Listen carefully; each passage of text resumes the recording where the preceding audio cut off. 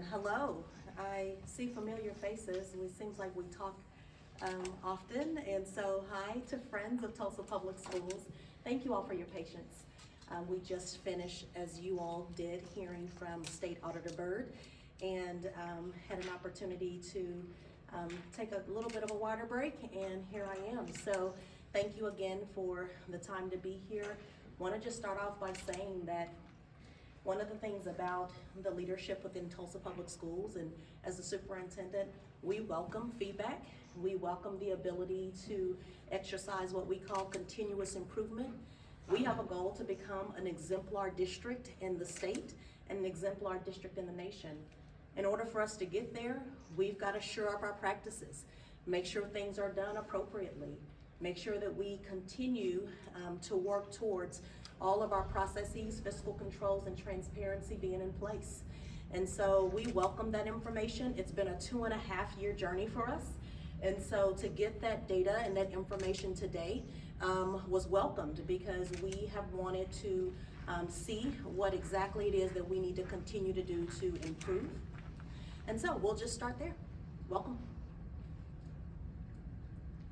So my first question is, one of the main things that Auditor Byrd said was that there was a big lack of documentation with invoices. Specifically, she said that the most pervasive issue was payments without itemized invoices or proof of receipts attached. First, what is your response to that, and how is the district changing, or how have you changed since that information became public? I'll just say this, I'm not one to make excuses for practices that we are not proud that our practices that we've potentially conducted or not. I'll just say that we're the 3rd largest employer in the city, which means we have quite a few team members that both come and go. We have processes that are in place that sometimes get changed or altered or need to be looked at.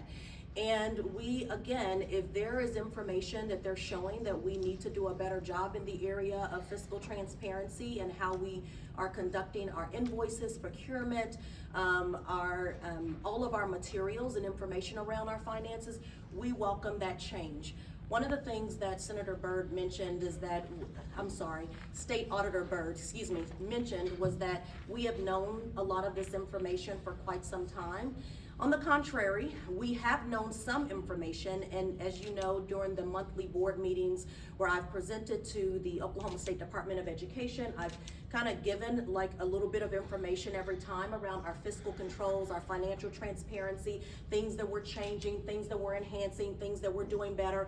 I've introduced my new CFO, Kristen Stevens, to the state board. So we've been very transparent about the shift and the change. In addition to that, we set up on our own bi-weekly meetings with the Oklahoma State Department of Ed Financial Department so that we can get it right.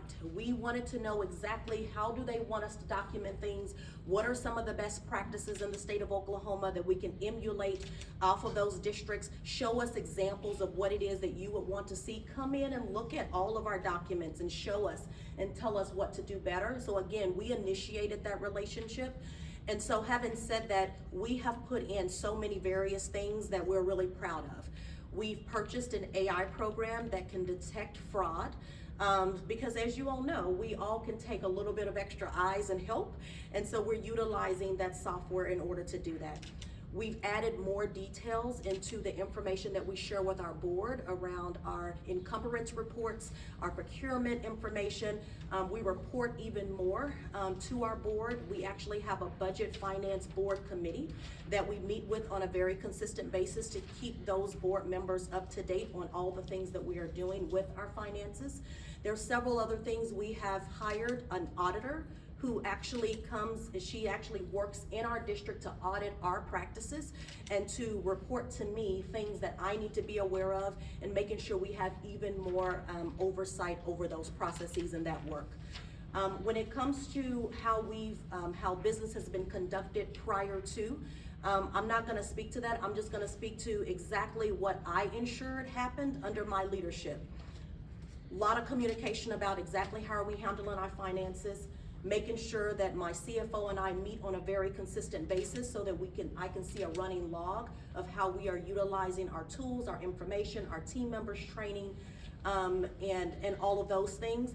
In addition to that, just making sure that our board has ongoing access and understanding of how we're handling our finances. So when we do have presentations by our CFO about our budget, I am very mindful of whether or not board members have questions at that time, in that moment, during the board meeting, before, after, and usually, typically, in our board meetings under my leadership, every one of the board members approve all of the information that's presented by our team, our CFO and myself. And so, having said that, we are continuing to utilize those processes. We're shoring up how we are handling our fiscal and financial transparency and controls. Have there been any changes made with how invoices are actually filled out, or how the district looks at invoices that are sent to it? Yeah, there are. Because this was brought to our attention, I want to also just say that when it comes to what was talked about regarding ESSER dollars, let me just go there because that was something that our State Auditor Byrd, brought up.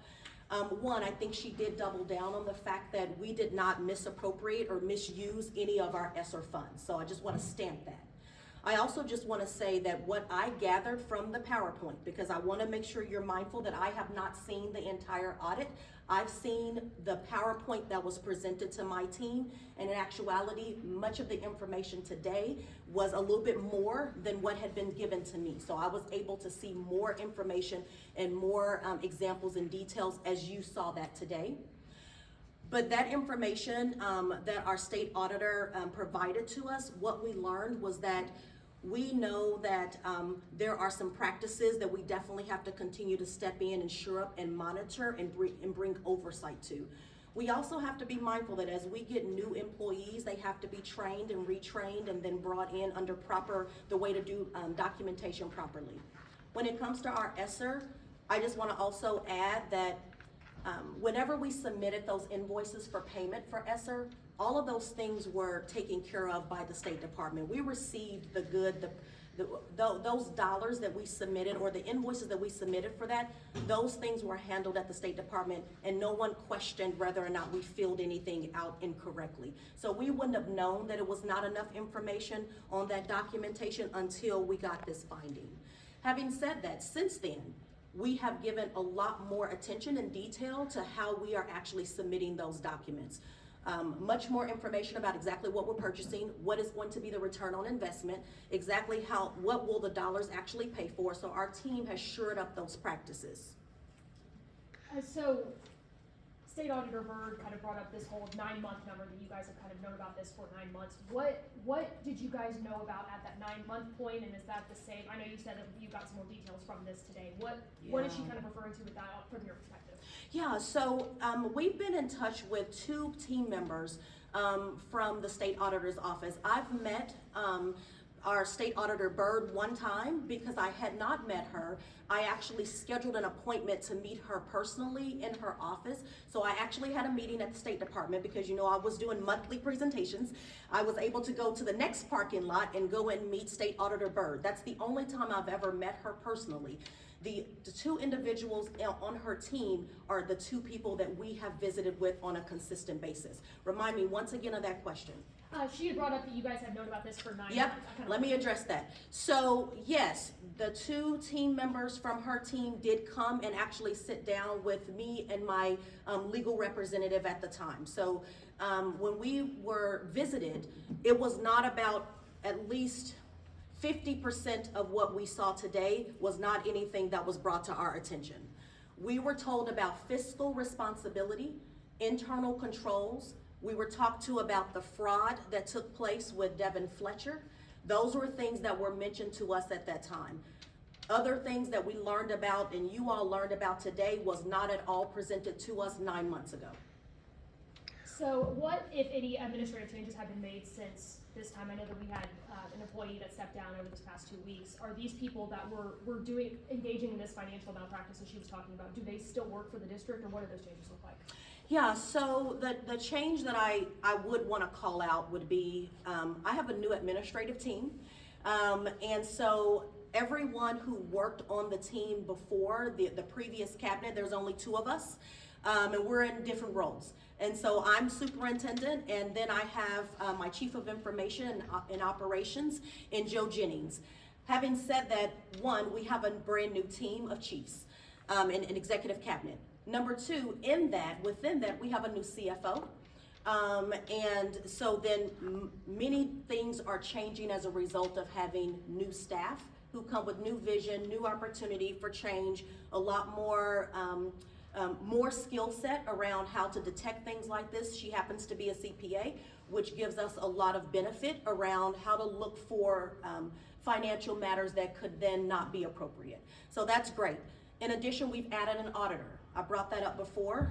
We didn't have our own auditor who actually is hired by Tulsa Public Schools to continuously examine our practices. And then when it comes to the employee that she mentioned that has submitted a resignation, I won't speak too much on that because that is a personnel matter, but I will say as soon as that information was presented to us, when we received that a couple of weeks ago, we immediately took action. I put that particular employee on administrative leave. So can you address some discrepancies with this whole 2-week statute thing? I know there was some kind of questions about whether you invoke it, and then there's kind of this conception that this isn't invoked. Can you kind of discuss that a little bit with us? Absolutely. So absolutely no invoke. It's a law.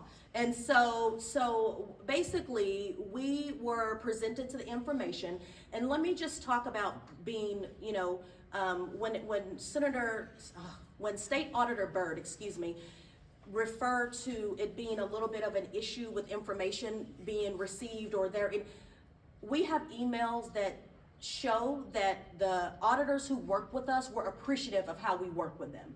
So we got a lot of thank yous. We have correspondence back and forth. As a matter of fact, we were supposed to get this audit a while back. We were told, I'm sorry, we have to cancel because we have a personal matter. In Tulsa Public Schools, we understand that. What we wrote back was absolutely no problem. Let us know when we're ready to reschedule. We look forward to getting the information. We want to continue to work alongside you. Call us, let us know if there's anything we need to answer for you. They called, we answered, we delivered information. So I'm saying all of that to say we have continued to work in collaboration with the State Auditor's Office so that we can get to today where we can move forward. Our goal is to put our students first. Our goal is to continue to work towards being an exemplar district. We're going to continue to shore up our practices because what I do know is that there will be other districts that will look to Tulsa and know that we've gotten through and learned a lot of things and they can learn and we can actually help them.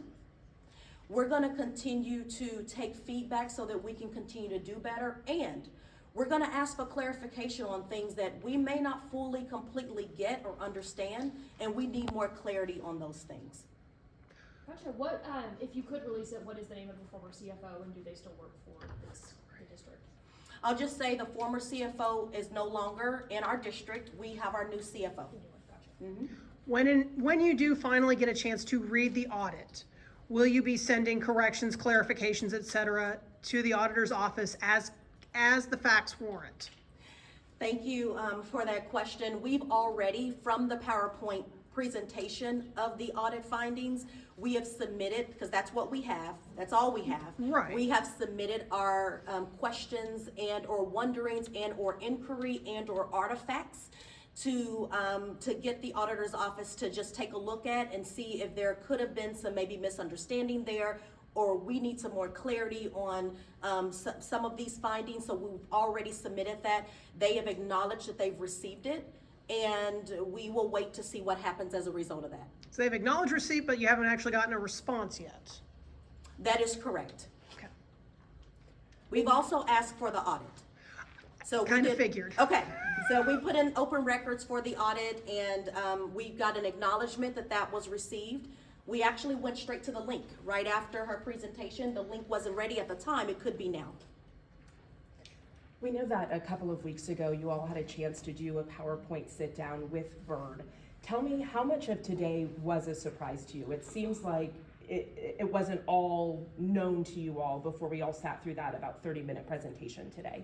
I'll say that, we haven't had the opportunity for State Auditor Byrd to actually present to us. It was two of her team members, who work in her office, who actually sat down with us in Tulsa as State Auditor Byrd was preparing to do a press conference. So that's how that went. And So ask me. How much of this was a surprise to you today? Yeah, so one of the things I will say is overall, there was information that was shared that was not a, oh my gosh, we didn't know that. It was more of, we did not have that much level of detail, and or didn't know that you had a concern about X because that wasn't given to us. And so the overarching findings we knew about. The headlines, we for the most part had that in the PowerPoint. But some of the connections that were made to very specific examples and individuals and various sets of artifacts, we did not have any of that information.